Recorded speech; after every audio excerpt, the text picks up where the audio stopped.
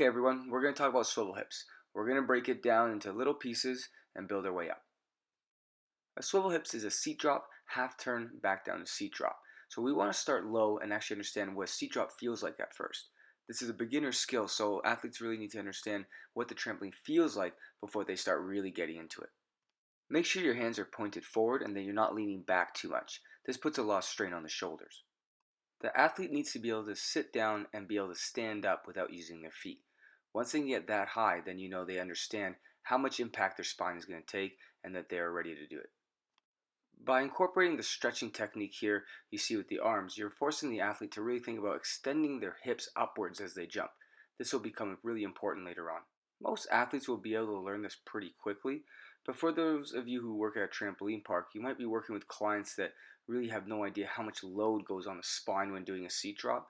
It's not always the most comfortable position, so make sure that they understand what they're getting themselves into. Make sure if they're bouncing off like this where they land on their butt first or their feet first, that you try to correct that. You want to make sure that everything lands at the same time. For older jumpers, it's pretty common to not understand how much to lift your feet. Again, you have to figure out what 90 degrees is to the body. So it takes them a little bit of time to try to figure out exactly how much to lift their legs. So again, this is why we start really slow, let them figure it out. Once the athlete has the seat drop going and they're landing pretty straight, you want to start incorporating the arm swing.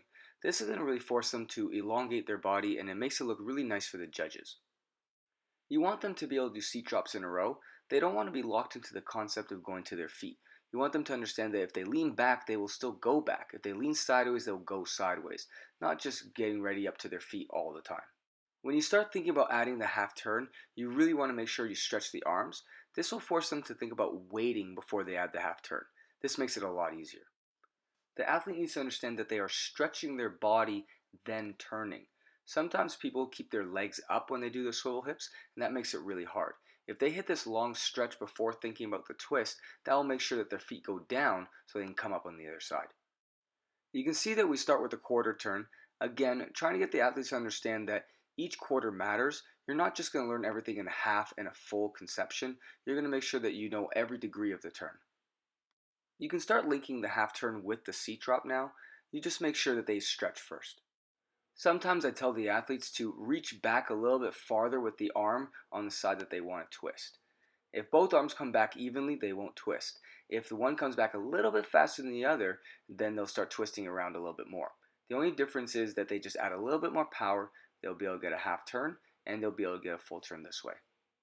Now you want the athlete to start thinking about doing the seat drop half turn linked to another seat drop. This gets them thinking about the concept of bringing their toes back up on the other side. All they're really doing when they do a swivel hips is a seat drop half turn linked with another seat drop before they land on their feet. So you get them going through the motion first, lets the brain start thinking about what's actually happening. Now we're going to connect them together.